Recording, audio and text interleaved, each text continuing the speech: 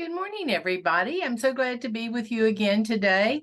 I just love that we get a chance to meet like this every single week, and I'm checking in with you after a lovely, lovely weekend.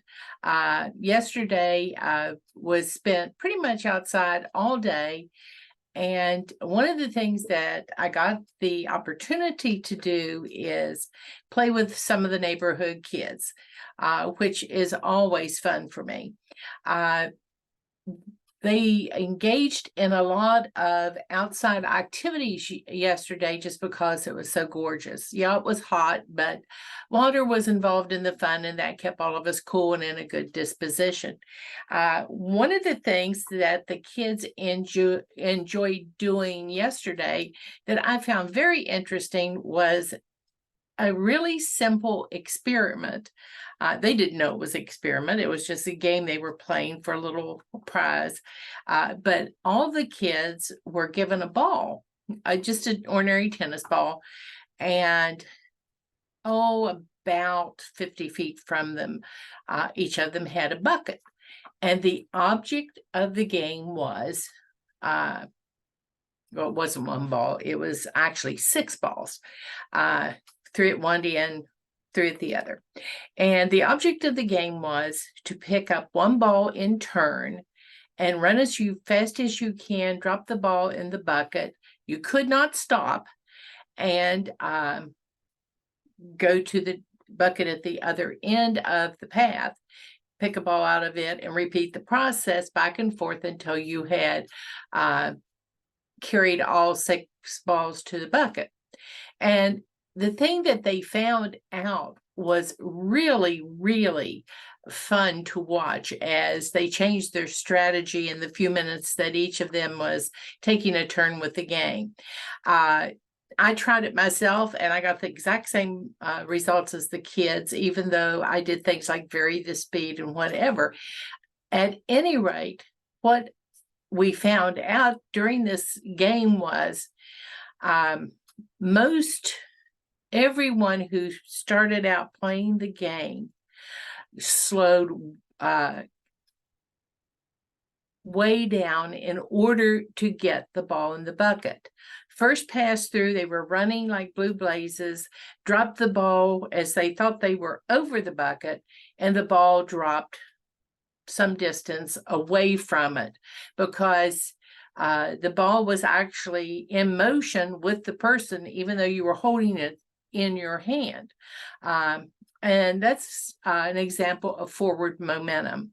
Isn't it funny how the games we play as children actually teach us things about the world in which we live on a more sophisticated level as we continue on our journey to become adults? I don't think I'm quite there yet, but I'm really working on it. So at any rate, the first thing they discovered was you cannot wait until you're right over the target to drop the ball if you want it to get into the bucket. You've got to plan ahead and figure how far the momentum of the ball is going to carry it forward in order to hit the target. I thought it was a fun game. There was one little boy that actually got all six of his balls on the first try into the bucket, and he was declared our winner. Everybody else missed the target, at least on the first pass, though everybody finally figured out that they could get their ball in the bucket when they adjusted the speed at which they were trying to accomplish this task and the moment of release. I know that's difficult to believe, but don't be fooled if the ball you are assuming is stationary, because it really isn't. And that's just a little physics. It seems like most games teach if we just pay attention and are willing to learn from them. I've learned so many lessons in childhood, and we've talked about this many, many times as we've been together, to understand why we make some of the decisions we make. And in what I'm sharing with you today, I guess I'm sharing with you momentum, potential and kinetic energy, all these things that you don't think about, and when usually, but they affect you not only physically in your physical activities throughout the day, but they also can affect you mentally. Your mind's energy, your thought processes, your attitudes about what you're doing. It's sort of like, I guess, when I was having the opportunity to share retreats with people, I picked as my symbol the kangaroo, because kangaroos keep trying to move forward. They aren't very good. In fact, it's pretty much impossible for a kangaroo to back up, but they can move forward with rapid abandon because of those big, powerful legs they have, and they can pivot and change directions very quickly using their tail. They just aren't good at backing up. And there are a lot of times, I'm sure that I know I do, wish you were more like that kangaroo. So when times got difficult, you wouldn't start to backslide or go back to old ways. That instead, you would be able to pivot in a different direction and keep moving forward. That is so important, that we find the way, because you're not going to always be able to go in a straight line from the beginning to the end. There are going to be places where you have to change direction, readjust, rethink, refocus. I do know this much, though, that things that are at rest, whether it be your activities about which you are thinking concerning your weight loss and health journey, or other activities, that if you do nothing, pretty much nothing happens. You have to make some type of effort to set things in motion in order for the potential energy you have within you begins to release itself. Just think about this. If you had, and I'm sure this has always been the case with you, a plate that was sitting on the counter, and you were going about your day and everything, you'd look at the plate and you'd say, no, it's just a stationary object. It has no energy, but it does have energy. It has potential energy, just waiting for you to release it if you happen to go pick it up or brush against it and it slides off of the countertop and crashes to the floor and breaks. That's an expression of the release of that energy in that plate.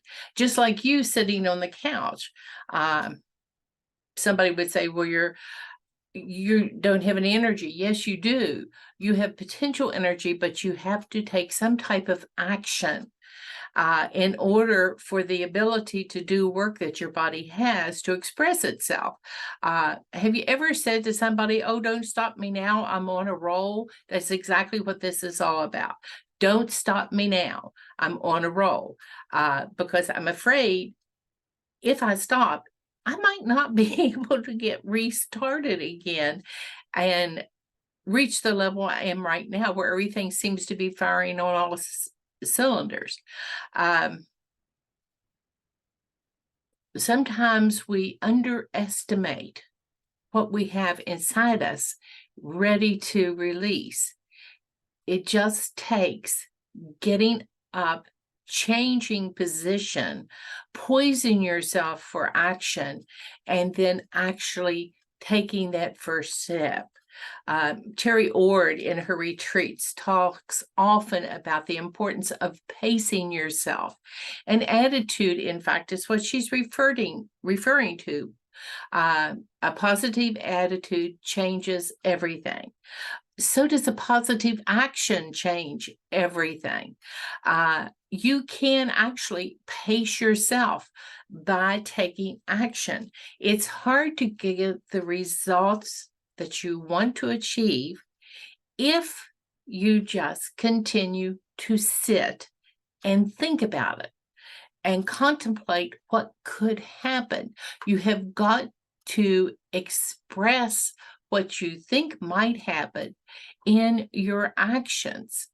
So I guess, today I want all of us to be more like the kangaroo and move forward in our journeys. What is it you want to accomplish? What is the action you want to take?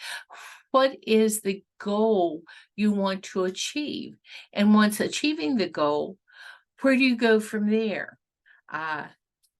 Release your energy. Turn that kinetic energy into potential energy and let it go. Release it. This is a perfect day to start. It's the beginning of a fresh new week. What action do you want to take that will bring you closer to a goal you hold dear for you? I'm rooting for you. I'm feeling energized. It's quit raining, and I think it's time for me to go out and take a walk between the raindrops before it starts to rain heavily again. You have a great day yourself and hop to it. Be like a kangaroo. Forward, forward, forward, everybody. Talk to you later. Bye-bye.